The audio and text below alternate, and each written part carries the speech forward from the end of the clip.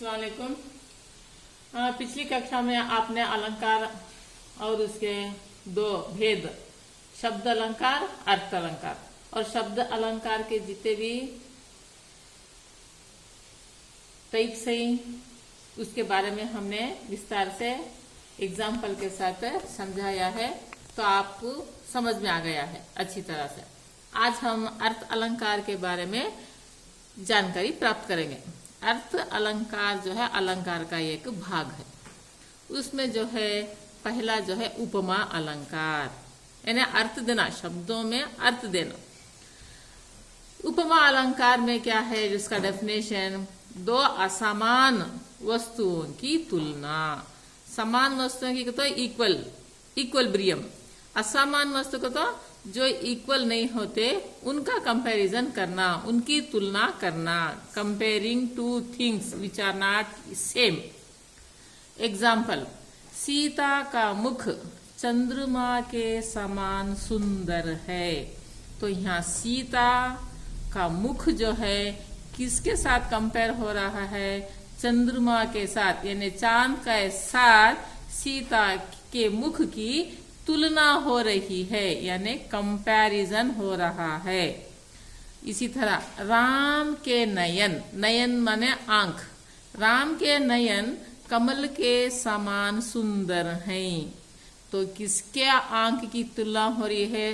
राम के आंखों की तुलना समान किसके साथ हो रही है?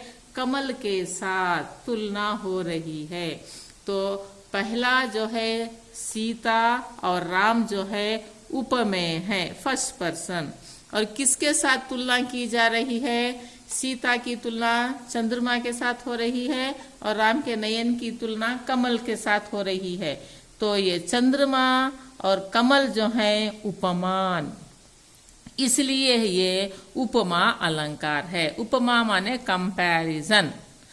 जहां भी देखो आप कंपैरिजन है तो आंख मूंझ कर उपमा अलंकार लिख देना है।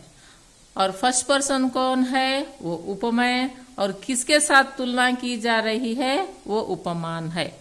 अब अगला देखें, तो अगला जो है उत्प्रेक्ष अलंकार। तो उत्प्रेक्ष अलंकार में भी कंपैरिजन होता है।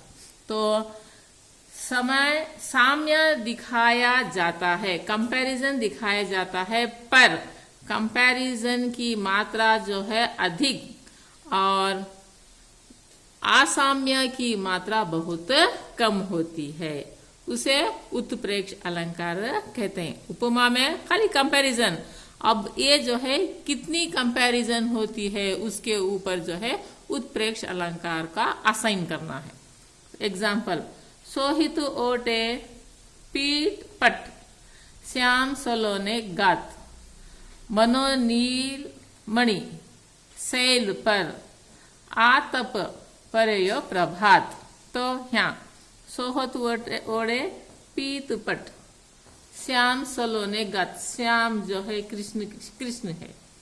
तो यहाँ कृष्ण के काले शरीर की तुलना नीलमणि, मानो कंपैरिजन, इस तरह से है, इस तरीके से है, उस जैसा है, इस जैसा है, मानो के कृष्ण का काले शरीर की तुलना नीलमणि पर्वत से की गई है। और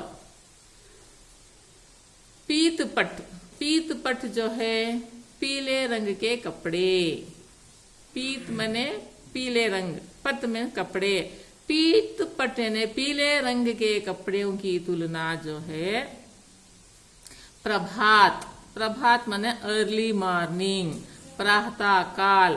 तो पीले कपड़ों की तुलना प्रातः काल, अर्ली मॉर्निंग, सूर्य की किरणों से की गई है। तो असाम्य बना ही हुआ है, और जो मानो इस तरीके से, तो ये मनो से जो है अभिव्यंजित हो रहा है, इसलिए ये उत्प्रेक्ष अलंकार है। जो है रूपक अलंकार, रूपक अलंकार में भी जो है दो वस्तुओं की तुलना होती है। मगर तुलना दिखाई नहीं देती है, यानी डिफरेंशिएशन जो है बहुत कम दिखने को मिलता है।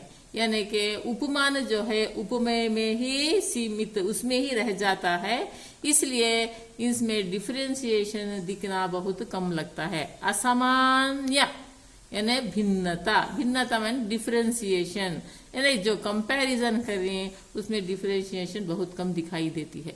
चंद्रमुखी, चंद्रमुखी से हमें मालूम पड़ता है कि चांद जैसे मुख वाली, चांद जैसे मुख वाली, तो चांद मुख में समाया हुआ है और मुख चंद्र में समाया हुआ है, इसमें ज्यादा डिफरेंशिएशन दिखने को नहीं मिलता, मगर कहा जाता है, बोला जाता है, उस पर आरोप लगाया जाता है, मगर दिखने को नहीं मिलता। तो ये जो है रूपक अलंकार।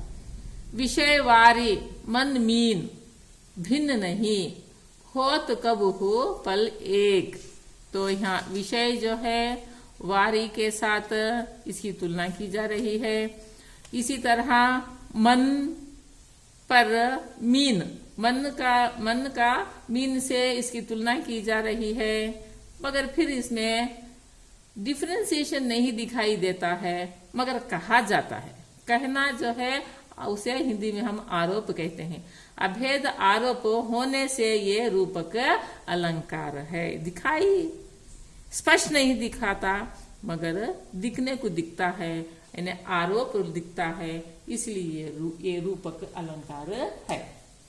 मैं आशा करती हूँ कि आपको ये अर्थ अलंकार में तीनों जो है, पहला वाला हमने कराया था उपमा उपमेय अलंकार, उत्प्रेक्ष अलंकार और ये रूपक अलंकार।